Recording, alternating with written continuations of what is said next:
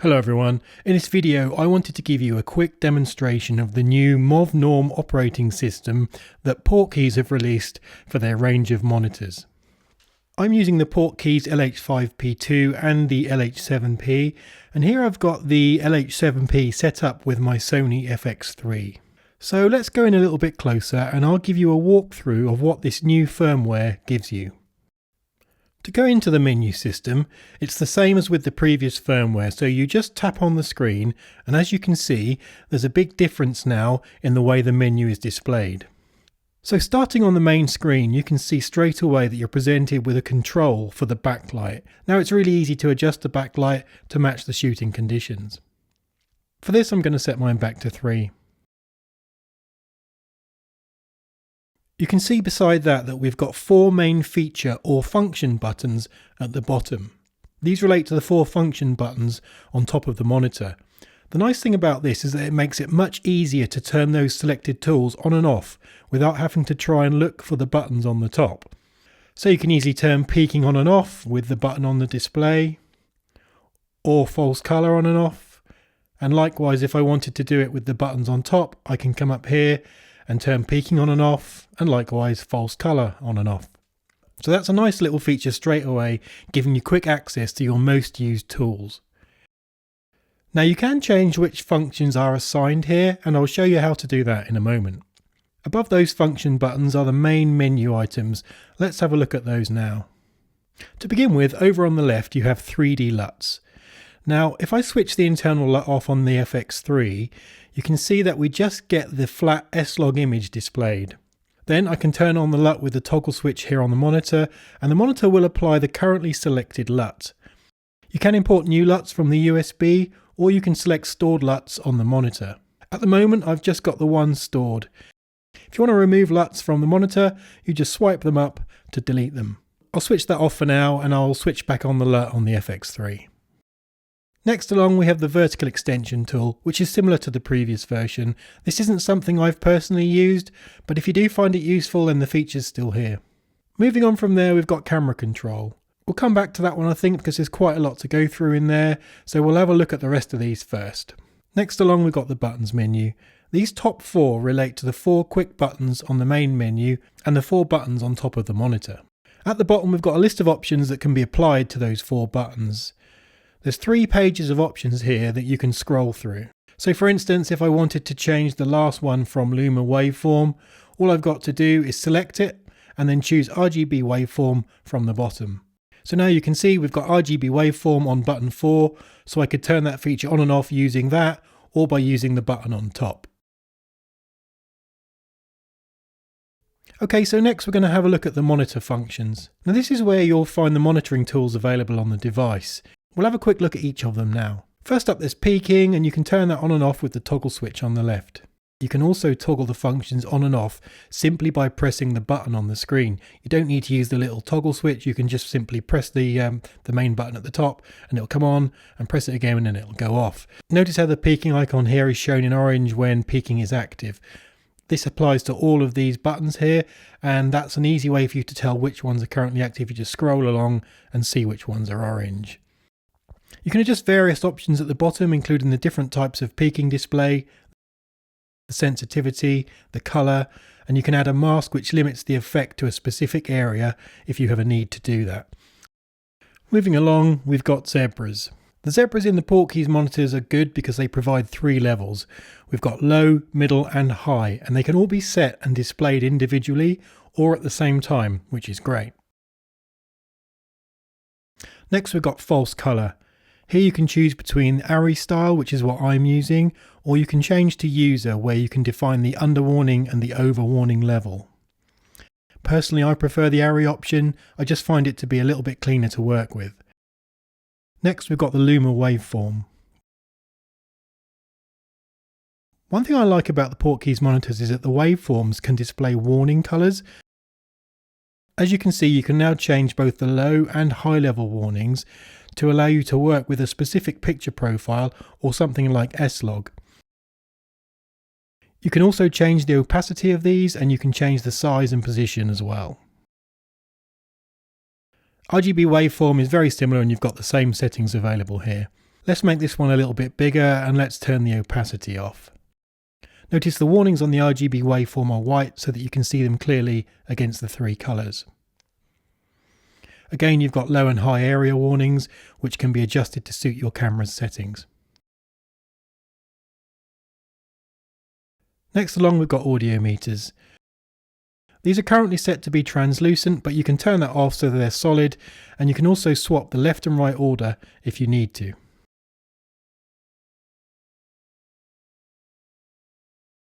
Moving along, we've got luma histogram.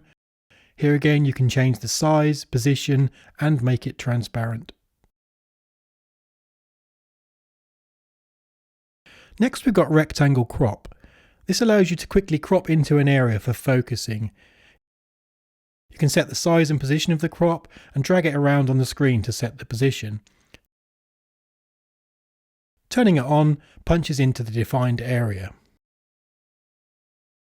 The next one is image capture. This allows you to capture a still of the current frame. I'll show you that now. You just click image capture and you'll see that it takes a few seconds to capture the image. You do need to have a USB memory stick attached for this to work. The next image overlay feature allows you to use any images you've captured. If you turn that on, it'll display all of the captured images on the USB memory stick, allowing you to choose one.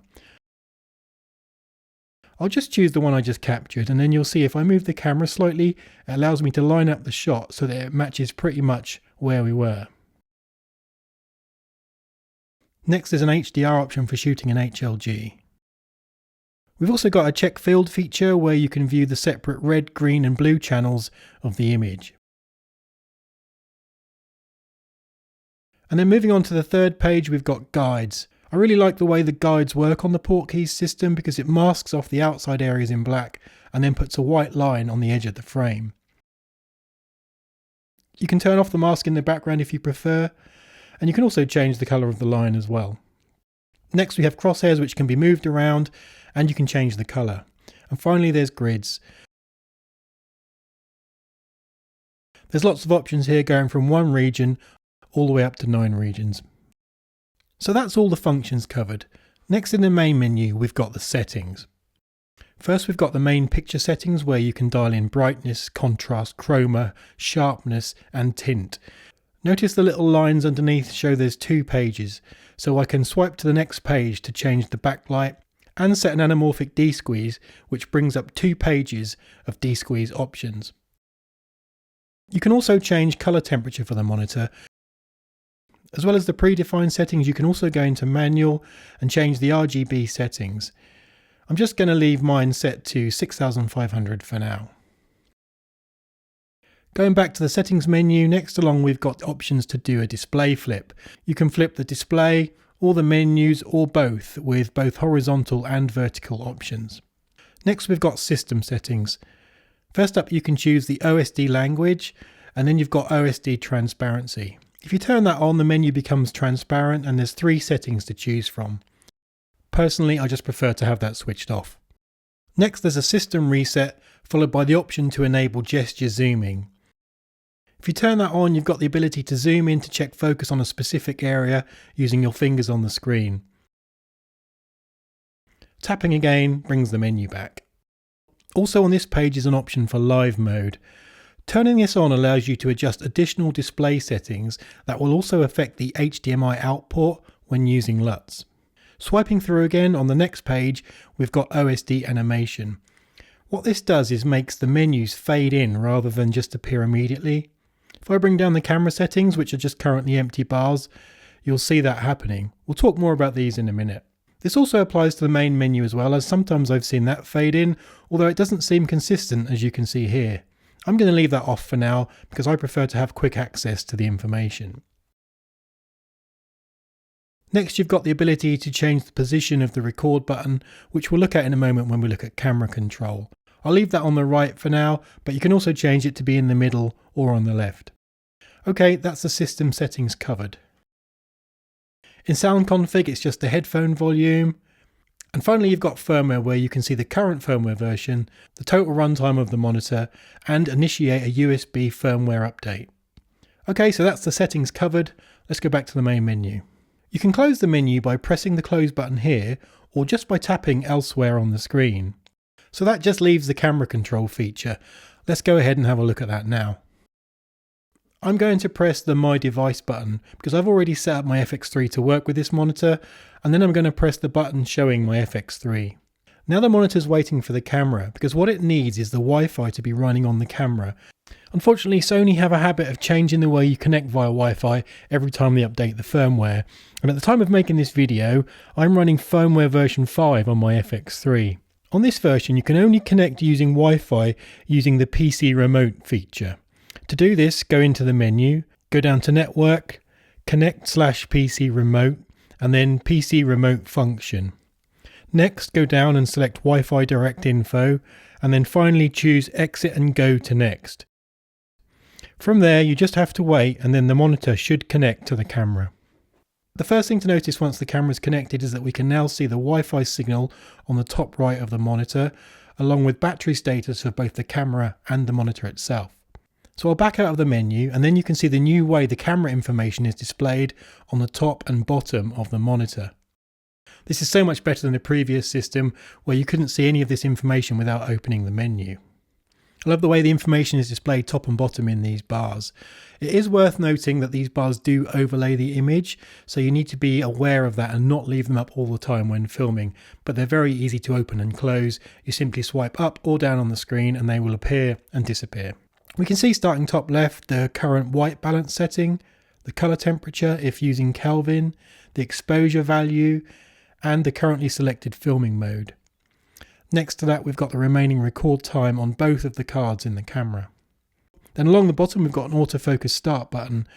We've got iris, the shutter speed, the ISO, and then focus and zoom controls.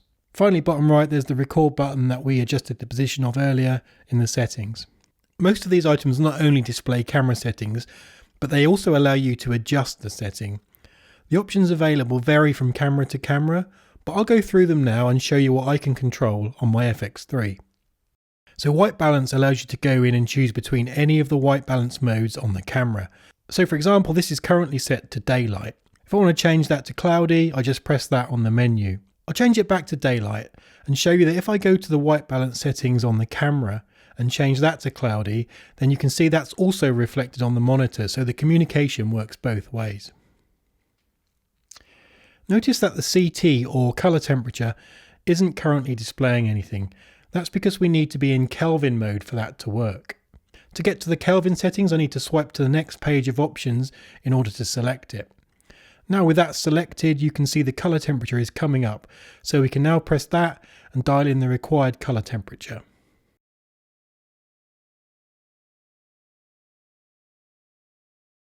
I'll change it back to daylight for now. Next along is the EV or exposure value setting. This only functions when the camera is in an auto exposure settings. So to demonstrate that, I'm going to change my camera to be in auto iris by holding down the iris button. You can see auto iris is selected now by the A symbol next to the iris setting on the camera. Notice also that the exposure value is displayed next to it and matches what's shown on the monitor. So I can now go in and adjust the exposure value directly on the monitor, and you'll see it also changing on the camera. I'll switch auto iris back off again for now. Next along, we've got the shooting modes. Here you can select from the various shooting modes in the camera, and you can see the normal filming mode is currently selected. I don't generally use most of the other options. However, I can also switch between normal and S&Q mode, which is really useful. I'll change that back to normal filming mode for now. Moving to the bottom, the first icon initiates an autofocus. To demonstrate that, I'm going to switch the camera to manual focus. You can see that here on the camera display, which now says MF. And you can see the monitor comes up with manual controls for the focus. I find with the Sony G Master lenses that these aren't particularly usable. You can do fast changes, but if you try to do a slow focus pull, you'll have a long wait because it's incredibly slow. So yeah, these are not super usable on the Sony system. If however you're in manual focus and you want to perform a quick focus, then pressing this AF button will focus the camera. If you watch the camera's display, you'll see the small square in the centre of the focus area turn green once the camera has focused. Moving along, we have the iris control, and I can adjust iris up and down on the slider. You'll notice that the camera doesn't change until the slider is released, which makes it a bit tricky to adjust exposure this way. The better option here is to use the arrows. Next is shutter speed, which works in the same way, giving you full control over that. And then we have ISO. Now, because I'm currently using Cine EI on my Sony FX3, it only switches between the base ISOs of 800 and 12,800. When in Cine EI mode, this is not currently selectable on the monitor, although it does display the current base ISO. It's also worth noting that there's no display on the Portkey system to show the current EI settings. As you can see here, I'm changing the EI value on the camera, but nothing is changing on the monitor. It would be great to see that added in a future firmware version if possible. If however you're not using Cine EI, then you can select and display ISO settings. Next, let's have a look at the focus controls. You can see down the right hand side of the monitor, we've got three options. At the top is the current focus mode. In the middle is the focus area, and at the bottom is touch focus. If I press where it says AFC, then I can choose between manual and auto focus. Next is the focus area. I've got my FX3 set up with only 3 active focus areas. I have wide, zone and expandable spot. If you've got all of them turned on, then they will all appear here. Switching between focus areas is easy on the monitor. And likewise, if you use the camera to switch between them, then you can see the currently selected focus area changing on the monitor. Next, we've got the touch focus controls. Now, it's worth noting that in order for this to work well, you need to be using a small focus area, which is why I'm using expandable spot. This first icon is signifying that touch focus is currently selected. So if I touch the top of the light tube in the background here, you'll notice that the focus area is moved on the camera and the camera is now focusing on that area. Likewise, if I touch the top of the color checker on the monitor, you can see the focus area move on the camera, and the camera will now slowly focus on the color checker. If you press on the touch focus icon, it changes the camera to touch tracking. I'm going to touch the monitor where it says X right on the color checker, and you can see now on the camera display that it's tracking that area. Now if I move the camera, you'll see the camera will track that area and keep it in focus. Now it's worth noting that there's nothing on the monitor that shows you what area is being tracked, so you have to keep an eye on the camera's display if you want to see that information. While the camera's in touch tracking mode, a small cross will be shown on the tracking icon on the monitor, showing that you can touch it again to cancel tracking. I have found that this is a little hit and miss, but it does eventually cancel the tracking and then changes to off. So I'll change back to touch focus and touch the center of the color checker, and you'll see the focus area on the camera move back to that spot.